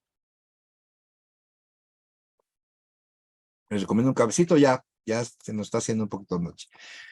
Bueno, por aquí continuamos nosotros. Tenemos lo que es además de lo señalado en el artículo anterior, para el levantamiento del acta correspondiente, se deberá cumplir con los siguientes requisitos. Ser nacional mexicano, es muy importante esto. No se puede hacer, bueno, el Código Civil de la Ciudad de México no lo tiene contemplado para una persona extranjera. Tener al menos 18 años de edad cumplidos, desahogar en el Juzgado Central de Registro Civil la comparecencia que se detalla en el Reglamento y Manual de Procedimientos de Registro Civil. Obviamente esto, pues, la persona interesada tendrá que presentarse. Además de lo señalado en el artículo anterior, para el levantamiento del acta correspondiente se deberá cumplir con los siguientes requisitos. Ser nacional mexicana, tener 18 años, desahogar el juzgado, el nombre completo y los datos registrales asentados en el acta primigenia, el nombre solicitado sin apellidos, en su caso el género solicitado. Puede pedir el nombre, se puede cambiar el nombre, pero no se pueden cambiar los apellidos.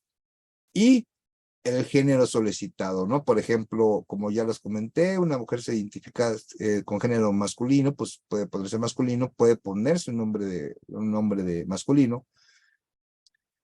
Un hombre puede cambiarse a femenino, con nombre femenino, pero los apellidos no se cambian. Eso es también que tienen que tomarlo en cuenta.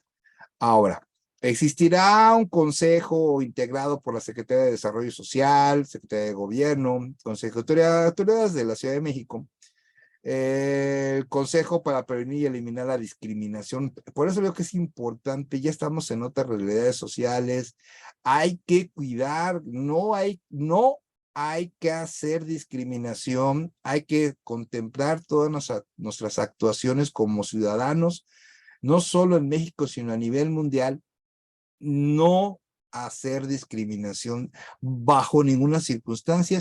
Y eso es un mensaje que les da este servidor.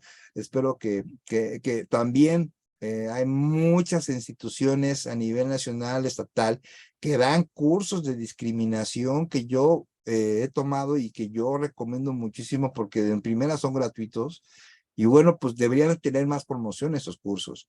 Esos cursos deberían, es más, esos cursos, desde mi punto de vista, deben ser obligatorios para todo servidor público. Para todo, sea un servidor público municipal, estatal o federal, deben ser obligatorios y deben de ser todo esto. ¿Dónde solicitar su cambio de entidad de nombre? La identidad de género, como lo hemos mencionado, se hace en el registro civil. Hay que checar el reglamento y ya estamos viendo ahorita lo que es el procedimiento. Bueno, el Consejo será encargado de garantizar los derechos humanos en el desarrollo del procedimiento. Es un procedimiento administrativo de reconocimiento de identidad de género. Lo preside la Consejería Jurídica y de Servicios Legales del Distrito y sesionará a convocatoria de la misma. Puede pedir la rectificación de un acta del Estado civil. Bueno, hay rectificaciones, ¿no? Puede pedir la rectificación, un acta del Estado civil. La persona de cuyo estado se trata, las que se mencionan en el acta como relacionadas con el estado civil de alguno, los herederos de las personas comprendidas en las dos fracciones anteriores y los que, según de los artículos tales, que es 348, 349 y 350, que en su momento vamos a ver, pueden continuar o intentar la acción de que ellos se trate. Entonces, ¿puede haber rectificaciones? Sí. Los herederos la pueden hacer, sí. Es muy importante esta parte porque, bueno, ¿cómo serán herederos? Pues eso en un juicio sucesorio lo va a determinar el juez. El juez va a determinar, se inicia la sucesión testamentaria, y los herederos es 1, 2, 3, 4, y lo ponen en un acuerdo. Entonces ya tienes ese documento que te va a permitir hacer alguna rectificación y bueno, también pues de ser necesaria, ¿no? Porque también, bueno, ¿qué tipo de rectificación quieres hacer? El trámite de rectificación de acta seguirá la forma establecida en el reglamento. Puede hacer rectificaciones de acta y en el reglamento del registro civil del Distrito Federal, ahí viene cómo debe de hacerse, ¿no? La sentencia que cause ejecutoria por divorcio y adopción se comunicará al juez de registro civil y esta hará una referencia de ella al margen del acta impugnada, sea que el fallo conceda o niegue la rectificación. Bueno, hay elementos que van a ser encontrados, por ejemplo, con divorcios, con adopciones, que el mismo reglamento del registro civil lo tiene ya manifestado. Bueno, ya lo tiene en un procedimiento. La rectificación de las actas del Estado civil procede cuando el levantamiento del acta correspondiente existen errores de cualquier índole y deberán tramitarse en la Dirección General del Registro Civil. Entonces, queremos rectificar un acta de función, un acta de matrimonio, un acta de divorcio administrativo, un acta de nacimiento, un acta de adopción, ¿qué quieren hacer alguna rectificación? Primero, hay que leer el reglamento del registro civil. Dos, para ver el procedimiento. Dos, ¿ante quién? Ante la Dirección General del Registro Civil. Ahí tenemos que presentarnos. ¿Quiénes pueden? Pues las personas que quieren la rectificación o en su caso los herederos, como ya lo vimos. El reglamento del registro civil establecerá los supuestos, requisitos y procedimientos para realizar la rectificación de las actas del Estado civil. Entonces, ahí eso es muy importante, que veamos cuál es el ordenamiento legal y qué se puede hacer. ¿Qué se puede hacer? La rectificación. Entonces, ya no va a haber, ahora sí que, perdón, pero ya no va a haber que no haya visto esta conferencia, que al rato digan que la rectificación se hace ante un juez. Aquí el Código Civil lo establece. Habrá algunas situaciones que sí se tengan que ir con el órgano jurisdiccional, me gustaría saber cuáles, pero bueno, aquí lo establece el Código Civil, ¿no?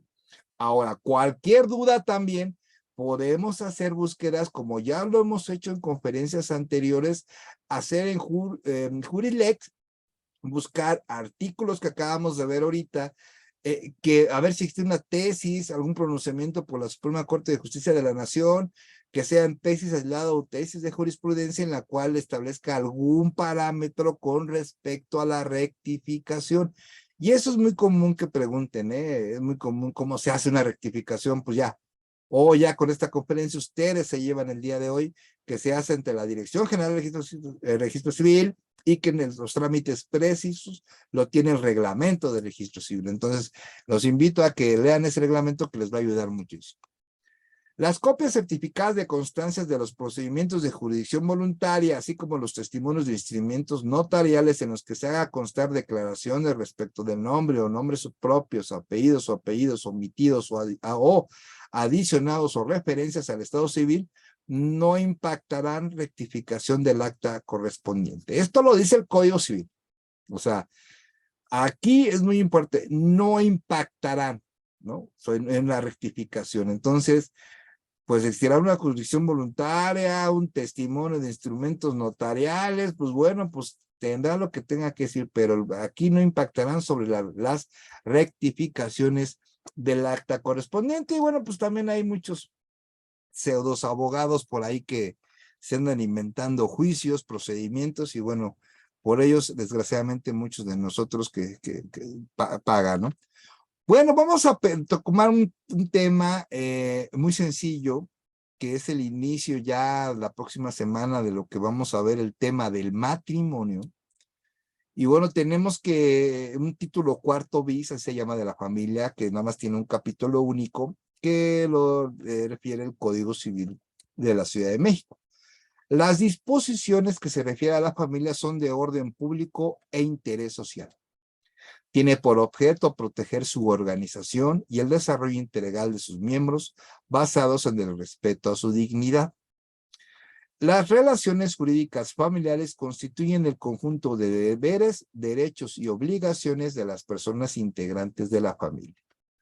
Es muy importante esos artículos que vemos porque es el inicio de lo que es ya la familia en términos del Código Civil.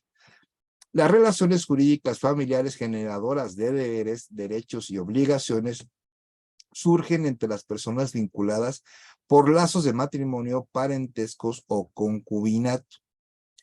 Es deber de los miembros de la familia observar entre ellos consideración, solidaridad y respeto recíprocos en el desarrollo de las relaciones familiares. Entonces, bueno, pues aquí nos habla de la familia, qué debe existir deberes, cuál es el vínculo, puede ser matrimonio, un parentesco, un concubinato, y bueno, muchísimas gracias por haber estado el día de hoy con nosotros. Fueron 2 horas fabulosas de esta conferencia. A mí en lo particular estoy muy contento de estar aquí con ustedes. Muchas gracias por haber estado con nosotros compartiendo esta conferencia. En verdad, les agradezco muchísimo su tiempo, que hayan tomado un cafecito, estar bien contentos aquí. En verdad, muchísimas gracias. Si gustan pertenecer al grupo Vampiro, suban su número telefónico. Si gustan recibir la presentación, manden su correo electrónico. Muchísimas gracias. Permítame un segundo, por favor.